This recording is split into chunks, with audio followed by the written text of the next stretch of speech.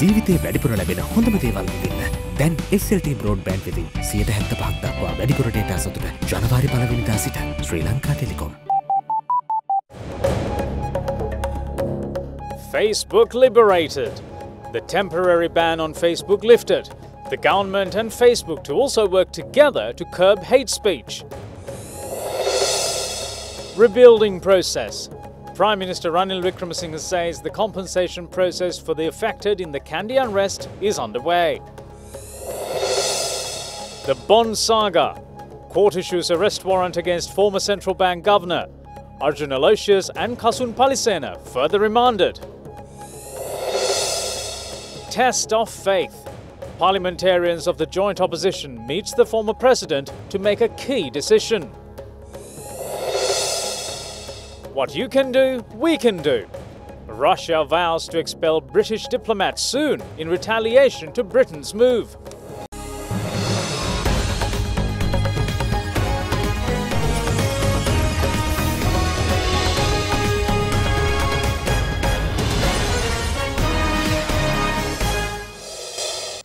Good evening and welcome to First at 9. I'm Dhammika Ekanaika. Now, social media dominated the talk of the country over the past week or so, and President Maithripala Sirisena today ordered the Telecommunication Regulatory Commission to lift the temporary ban imposed on Facebook.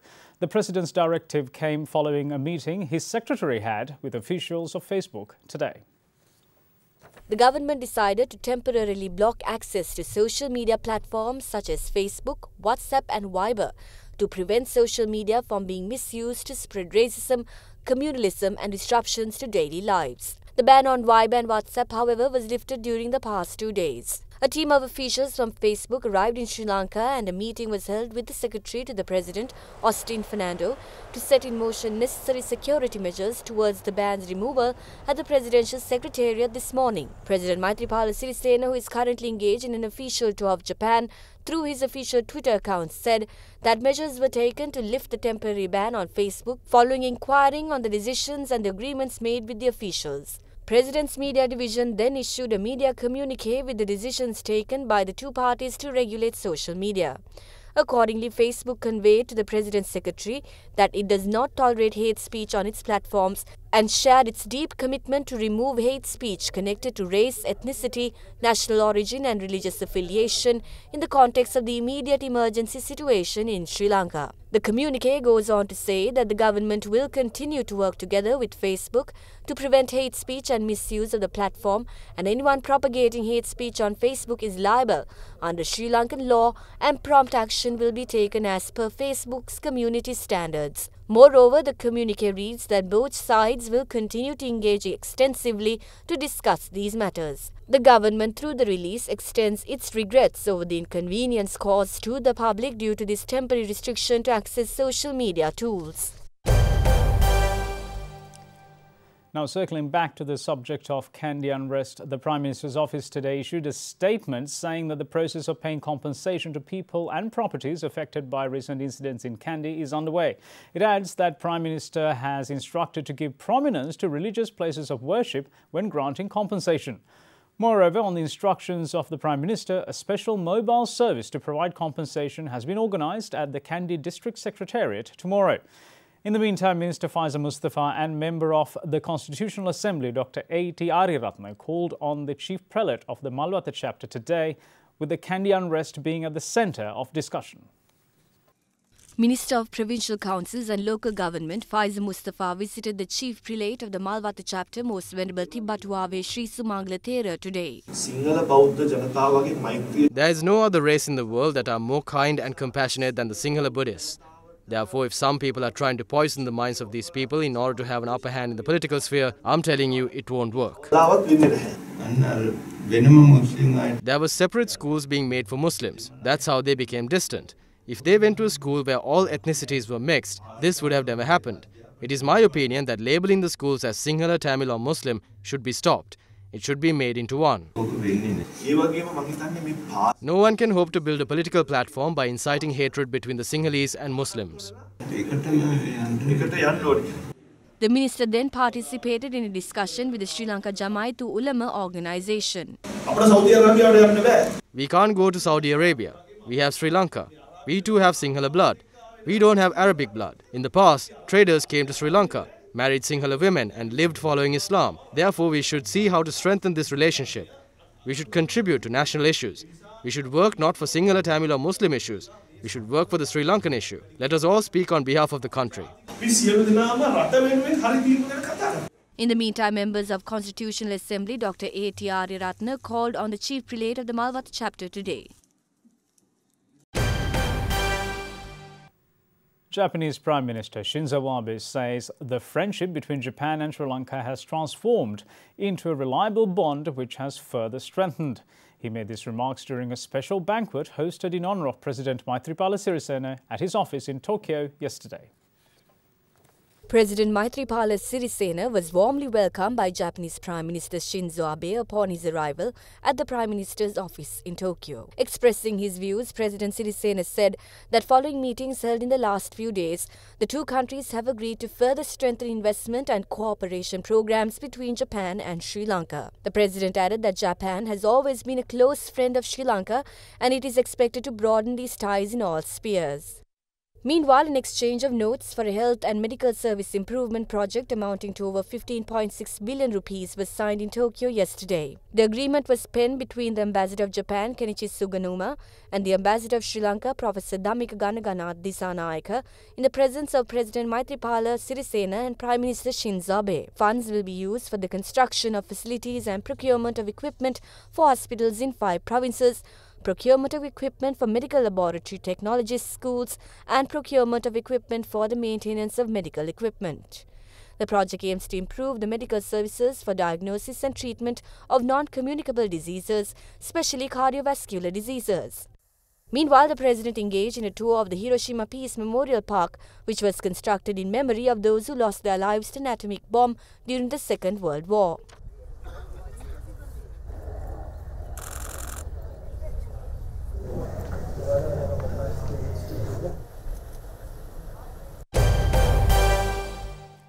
Japanese Prime Minister Shinzo Abe, in fact, Prime Minister Ranil Wickremesinghe says he would request the Ministerial Committee on Hambantota Development and the Ministry of Southern Development to coordinate with relevant departments to speed up implementation of the development of the Hambantota Port and the industrial zone.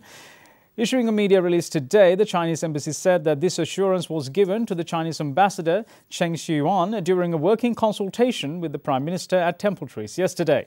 The ambassador expressed China's readiness to work with Sri Lanka to accelerate the implementation of major projects under the framework of the Belt and Road Initiative. However, during the meeting, the ambassador requested the government to seek practical solutions to address difficulties faced in the implementation of mega projects between the two nations. In response, the Premier assured his commitment to tackle difficulties faced by the Chinese side as Sri Lanka attaches great importance in cooperation for the implementation of mega projects. Now, parliamentarian Bandula Gunawardena says that leaders of the joint opposition decided to bring a no-confidence motion against the government as soon as possible. The leaders of the joint opposition arrived at the decision following a discussion held at the official residence of former President Mahinda Rajapaksa last night in Colombo. We will bring the no-confidence motion very soon. The confidence of the entire country in the government led by the Prime Minister has breached. The expectation of the people who voted for us is a no-confidence motion against this government. Party leaders of the joint opposition wants to fulfill that expectation. The country is now peaceful. Therefore, we can expedite the no-confidence motion.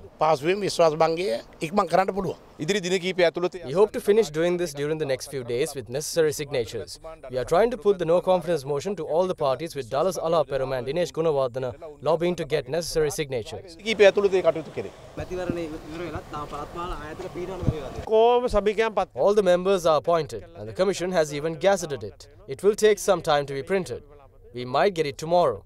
The appointments of chairman, deputy chairman, mayors and deputy mayors are being done and there is no issue.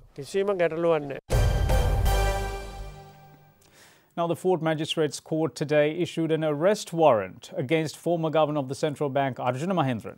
After deliberating a joint request made by the Criminal Investigations Department and the Attorney General's Department, Fort Magistrate Lanka Jayaratne arrived at the conclusion that Arjuna Mahendran is in fact evading court. Meanwhile, suspects in the case, owner of Perpetual Treasuries Arjun Aloysius and its CEO Kasun Palisena, were further remanded until the 29th of March. The fourth magistrate issued summons to former governor of the central bank Arjun Mahendran on 2 previous occasions to appear before the Criminal Investigations Department to record a statement. Due to the former governor being abroad, the summons could not be delivered. In this backdrop, when the case was taken up today, Fourth Magistrate Lanka Jayaratna issued an arrest warrant against former governor of the central bank Arjun Mahendran. Charges are filed against the former central bank governor for criminal breach of trust for providing central bank's confidential information to his daughter's husband Arjun Aloysius. The Additional Solicitor General Yasanta Kodagoda, appearing on behalf of the Attorney General, requested a court order seeking a report on all assets belonging to Perpetual Treasuries Limited as well as suspects of the case Aloysius and Palisena. Accordingly, the magistrate conveyed that a verdict of the relevant court orders will be given during the next hearing. A list of persons who contacted Perpetual Treasuries, Aloysius and Palisena during and after the Treasury bond issuance in question was also submitted to court today. Submitting the list, Additional Solicitor General Yasanta Kodagoda requested a court order for a detailed report on all relevant telecommunications. Following the request, Fourth Magistrate Lanka Jayaratna ordered all telecommunications service providers to issue a detailed report of calls received by the Perpetual Treasuries Limited, its owner Arjun Aloysius and its CEO Kasun Palisena to the Criminal Investigations Department. Meanwhile, the Fourth Magistrate also ordered owner of Perpetual Treasuries Limited Arjun Aloysius and its CEO Kasun Palisena be further remanded until the 29th of March. Director General of the International Atomic Energy Agency, Yukiya Amano, arrived in Sri Lanka yesterday upon an invitation by the government. The Director General of the IAEA visited the newly built office of the Atomic Energy Board, that is, this morning, accompanied by Subject Minister Ranjit Siambalapitiya. Established in 1957, the International Atomic Energy Agency is an independent, intergovernmental organization tasked by the United Nations that serves as the global focal point for nuclear cooperation. It also assists its member states in the context of social and economic goals in planning for and using nuclear science and technology for various peaceful purposes, including the generation of electricity and facilitates transfer of such technology and knowledge in a sustainable manner to developing member states.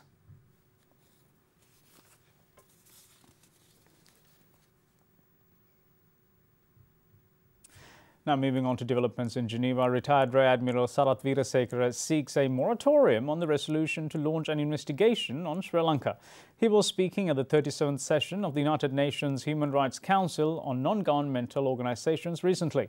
In the meantime, the members of the Global Tamil Forum, too, expressed views on the issues faced by the Tamil community in Sri Lanka. We are again worried about the current situation in Sri Lanka. As shown by recent events, the Sri Lankan government is still unable to control the ethnic violence between its own communities and protect minority groups. Tamils who face the same situation in recent years, many of these signatory countries have deported Tamil asylum seekers back to Sri Lanka, assuming that the government will protect these minorities. Mr. President, today we speak about the human rights situations that require Council attention. The High Commissioner in its report 31/23 on Sri Lanka updates the Council on Sri Lanka's implementation of Resolution 30/1. My remarks pertain to the High Commissioner's report. In March 2017, I filed 2 reports which conclusively rebutted the OISL report of the High Commissioner, which alleged that Sri Lankan forces committed war crimes. The OISL report is the basis for Resolution 30/1. The Foreign Minister of the Sri Lankan government co-sponsored the resolution without the approval of the President and the Parliament of Sri Lanka. Continuing to implement a resolution based on a flawed report is a breach of the principles of UN Charter and therefore a grave violation of the human rights of all Sri Lankans. It is the people of Sri Lanka who have to ultimately suffer the consequences of ill-advised UNHRC resolutions. The Human Rights Council is not above the law. Having exhausted all my options in bringing this situation to the attention of the Council, I have filed a complaint procedure petition. Normally, the complaint procedures mechanism is used against the state, but I have adduced cogent reasons why the mechanism must cover complaints against the UNHRC or the OHCHR. I request the Council to impose a moratorium on all actions related to Resolution 30/1 pending a decision on my complaint. The devotees that were selected for the program Dambadiva Vandana, organised by FM Derana, travelled to the sacred city of Bodh Gaya, where Lord Buddha attained enlightenment after paying homage to Mount Durgeshwari, situated in the Bihar province, where Tapasa Siddhartha practiced self-mortification for 6 years. The devotees who reached Bodh Gaya this morning paid homage by offering milk-based food items. Subsequently, the devotees observed Sil and took part in other religious ceremonies. Concluding their visit to Bodh Gaya, the devotees will set off for Gijjakuta Rock, known today as Vulture Peak. The fifth phase of Dambadiva Vandana is now in effect. Minister of Megapolis and Western Development, Partli Champika says that the Muthurajawala dumping yard will accept any quantity of garbage, but under the condition of proper segregation. The minister made this remark responding to journalists during a media briefing held today. With the Colombo Municipal Council rejecting to collect non-segregated garbage, it was seen to be largely accumulated in Colombo for the past few days.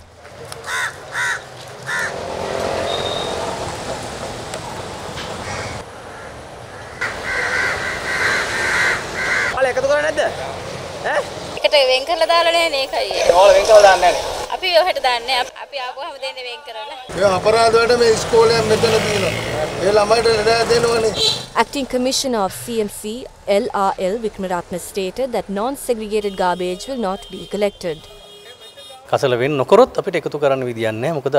the garbage is not segregated, we will not collect them, since we do not have a place to dump them. We decided to deploy our workers to segregate this garbage, which are dumped along roadsides. We have faced such a crisis due to non-segregation of garbage accumulated in houses. Meanwhile, Minister of Megapolis and Western Development, Partli Champika, responded to questions related to the large amount of garbage accumulated in Colombo and its suburbs. We are not responsible over the garbage dumped in Colombo. It is collected by the Municipal Council of Colombo. From the 4th of July to the 31st of December last year, we did a favour to the Municipal Council to collect the garbage. Now the Municipal Council should look after it. It is not a responsibility that falls under our ministry. Our ministry has a dumping yard in Muthurajawala. We will accept garbage brought by anybody if it is segregated. Garbage is dumped by the people, not us. We will accept any quantity of garbage if segregated. It is a huge deal that such a facility has been given to the people. There were no such procedure in the country earlier. Now let's take a look at other emerging stories from across Sri Lanka. The Puttlam district, which is one of the 3 districts which forms a coconut triangle, is facing a weevil infestation. Coconut cultivators in the district say that their plantations are severely affected by the red palm weevil, which eats into coconuts and destroys entire trees. They charge that neither the Coconut Development Authority nor the government have any measures to address the issue. President of All Ceylon Farmers Federation, Nama Karunaratne, states that the 2 different fertilizer subsidies given to farmers will result in various irregularities. He stated this at a media briefing in Hambantota. A private bus which travels on route number 4 between Chilaw and Colombo came under attack early this morning in the area of Negombo, and the bus is now with the Negombo police. Our correspondent said that the attack is believed to be the result of a dispute between 2 drivers operating the Colombo Chilaw and Colombo Negombo, which occurred recently. 20 shops and houses located in the town of Buttala were inundated due to heavy rains experienced in the area of Buttala in Monoragala last night. You are watching Sri Lanka's award-winning news channel, Other Derana 24/7.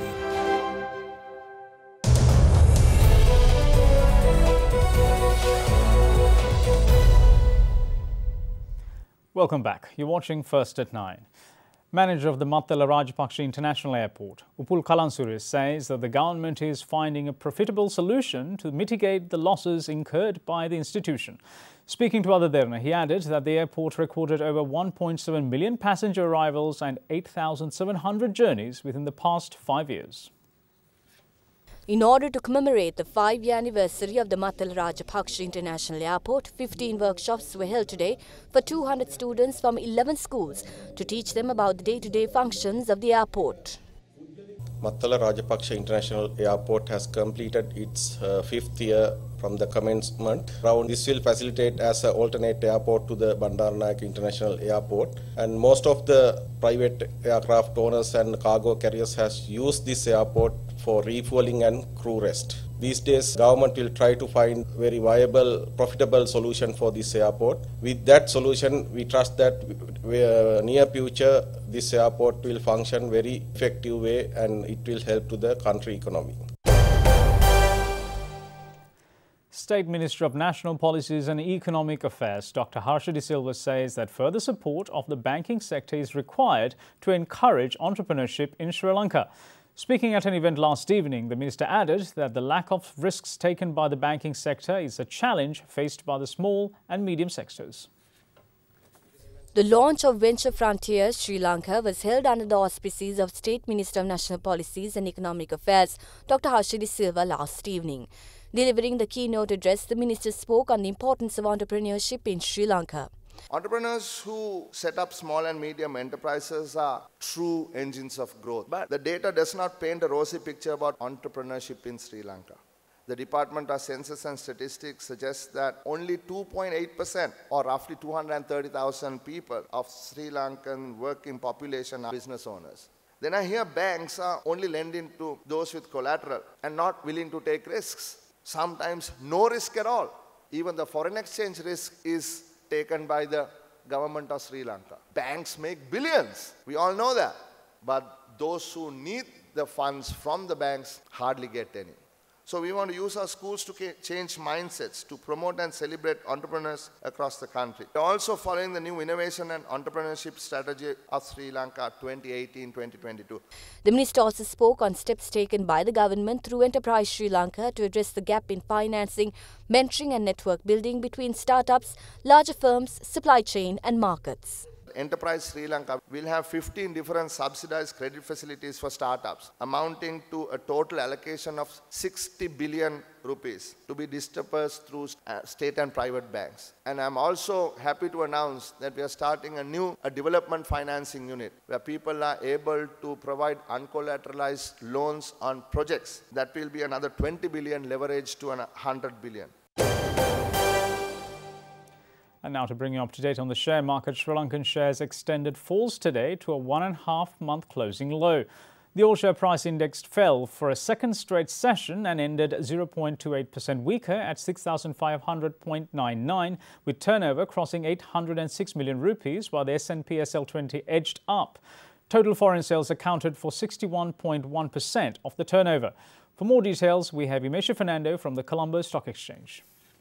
The market capitalization at the end of the day was 3,035.34 billion rupees. Today's foreign purchases were 435.79 million rupees and foreign sales were 492.45 million rupees. There were 6 crossings today and the crossing turnover was 352.45 million rupees.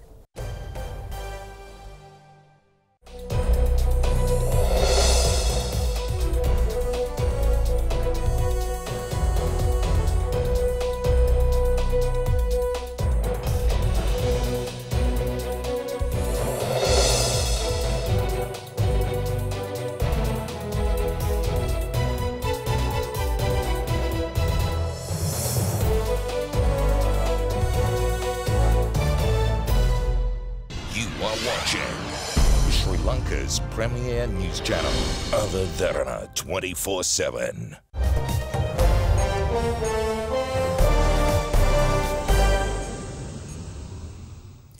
Welcome back. It's now time to have a look at news from around the world, and we start with one of the biggest potential diplomatic fallouts.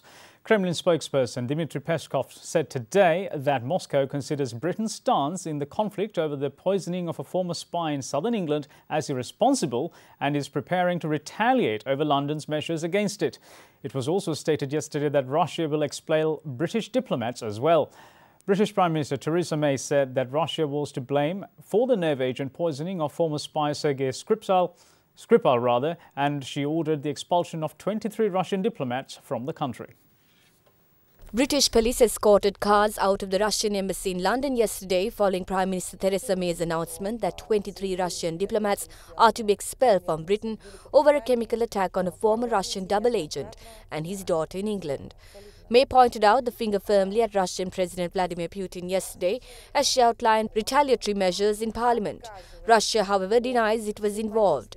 Russian Foreign Ministry spokeswoman Maria Zakharova accused Britain of refusing to cooperate with Moscow in the investigation of the incident. Zakharova, who said Moscow was concerned about the use of chemical weapons in Britain, said allegations that Russia was involved were insane. Moscow has vowed there will be a swift response to the expulsion of 23 of its diplomats by Britain. President Putin's spokesman said that the president would make a final decision and won't take long to respond. Meanwhile, leaders of France, Germany, the US and UK have issued a joint statement on the nerve agent attack in the UK, saying Russian responsibility was the only plausible explanation. It condemned the first offensive use of a nerve agent in Europe since the Second World War, calling it an assault on UK sovereignty. Students from across Washington, D.C. left their classrooms yesterday to take part in a protest at the White House, followed by a rally at the U.S. Capitol building. Calls for gun control have intensified following the shooting at a high school in Parkland, Florida last month. Last week, the governor of Florida signed into law a bill from the legislature that raises the legal age of buying rifles, among other measures. The students sat down on the ground with their backs to the White House for 17 minutes of silence in a symbolic gesture to commemorate the 17 victims of the February 14th shooting at a high school in Parkland, Florida.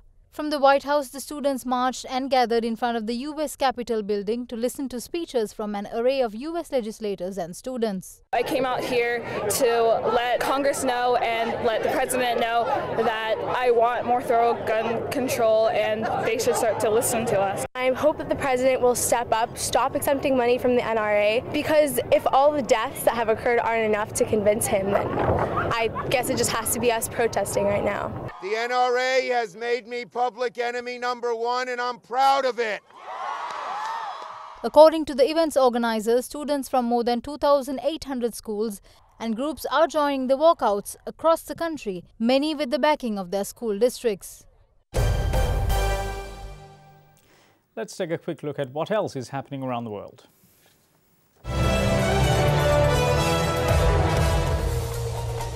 At least 7 people are killed and 18 people are injured in a suicide bomb blast claimed by the Taliban as it ripped through a police checkpoint on the outskirts of the Pakistan city of Lahore yesterday. The bomb exploded when the police were changing guards at the checkpoint just outside an annual religious congregation in Raiwind, where nearly 80,000 people were in attendance. US television commentator and economic analyst Larry Kudlow accepted an offer from US President Donald Trump to become the White House's top economic advisor, replacing Gary Cohn yesterday. Kudlow stated that it was an enormous honor to be nominated, and he also hopes to continue his work acting as a liaison between business leaders and the White House. An annual survey issued yesterday by a United Nations affiliated group says that Finland is the world's happiest country despite some days of its harsh climate and dark winters. For the first time since it was started in 2012, the report, which uses a variety of polling organizations, official figures and research methods, ranked the happiness of foreign-born immigrants in 117 countries. Finland took top honors in that category too, giving the country a statistical double goal status. A spokesperson for President Rodrigo Duterte defended the leader's order to withdraw the Philippines from the International Criminal Court today, saying the body violated the country's sovereignty and bypassed its courts. The withdrawal came 5 weeks after a court prosecutor said a preliminary examination had been opened into Duterte's deadly war on drugs to look into whether crimes against humanity had been committed.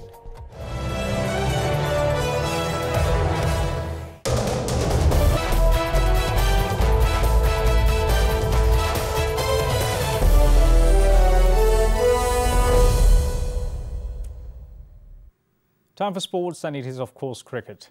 Bangladesh left themselves all to do in their match against Sri Lanka tomorrow after missing out on victory against India yesterday in the Nidahas Trophy. The match hosted at the R. Premadasa Stadium in Colombo saw Bangladesh fall 17 runs short of the 177-run target set by India. After being put into bat, India piled on 176 runs for the loss of 3 wickets, with the top 3 batsmen doing all the hard work. Openers Rohit Sharma and Shikhar Dhawan posted 89 and 35 runs respectively, while Suresh Raina chipped in with 47 at number 3. Rubal Hossain was the only wicket taker among the Bangladeshis' ranks, bagging 2 wickets for 27 in his 4 overs. The run out of Rohit Sharma was also affected by him. Once again an outstanding over, and finally Bangladesh's reply got off to an average start, and by the 6th over, they had 3 batsmen back in the pavilion. A partnership of 57 between Mushfiqur Rahim and Sabir Rahman kept hopes alive for the Bengalis, but Rahman's fall with the score on 126 left Mushfiqur with too much to do. At the end of their 20 overs, Bangladesh could only put up 159 runs on the board for 6 wickets, falling 17 runs short of the target. yes, taken safely by Suresh. Staying on with cricket, 6 schools will take to the field this weekend to fight it out in their annual big matches. Colombo's DS Senanayake College will take on Mahanam College, while Kandy's Dharmaraja College will go up against Kingswood College. In Galle, Richmond College will lock horns with Mahinda College.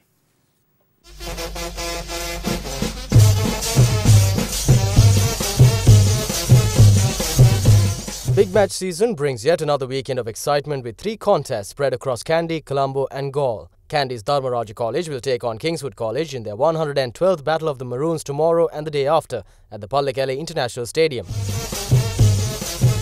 Meanwhile, DS Senanayake College and Mahanama College will lock horns in the 12th Battle of the Goals over the next 2 days at the Pisara Oval in Colombo.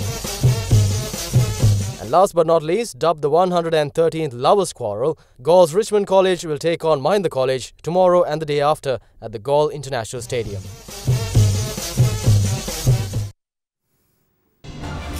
Watching Sri Lanka's award-winning news channel, Other Derana 24/7. Shanella Fernando is at the Other Derana Weather Centre with your forecast first, evening edition.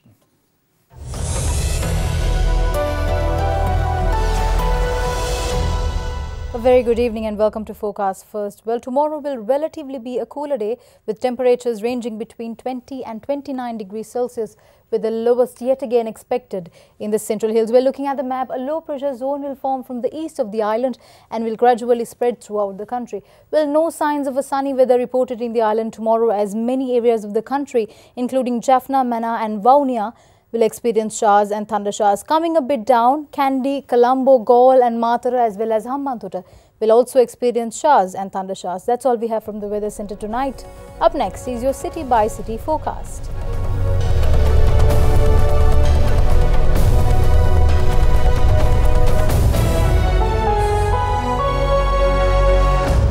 You are watching Sri Lanka's #1 news channel, Other Derana 24/7. And that's it from all of us here at First at 9. But as usual, before we go, we're going to leave you with something. Today is the southern coast of the country. Golden beaches and groves of palm trees make it impossible for beach lovers from all over the world to overlook Sri Lanka. Thanks for watching. Bye-bye.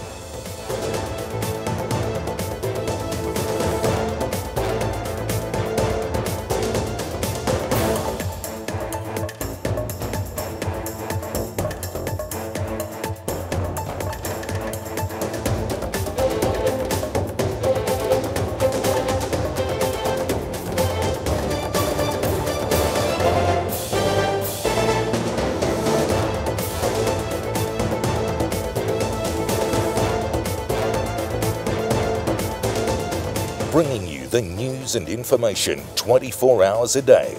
This is Sri Lanka's premier news channel, Other Derana 24/7.